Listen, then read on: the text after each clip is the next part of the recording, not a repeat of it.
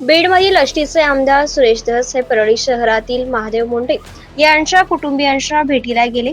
याआधी त्यांनी मसाजोग गावचे सरपंच दिवंगत संतोष देशमुख यांच्या कुटुंबियांची आणि ग्रामस्थांची भेट घेतली. महादेव मुंडे यांची 1.5 वर्षापूर्वी हत्या झाली होती. त्यांच्या कुटुंबियांना सुद्धा सुरेश धस यांनी परळीत जाऊन भेट घेतली आहे. किड्यामुंग्यांसारखे लोक परळीत मारले जातात आणि हे म्हणतात परळीला बदनाम करत आहेत.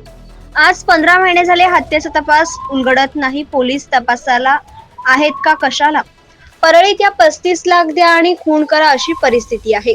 महादेव मुंडे यांचा प्लॉट ज्यांनी घेतला तो प्लॉट नंतर कोणाच्या नावावर झाला हे पाहावे लागेल.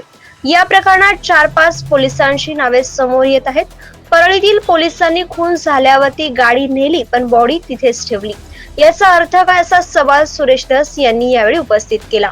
यावेळी मुंडे यांच्या कुटुंबियांनी आपली कैफियत सुरेश धस यांच्या समोर मांडली आहे.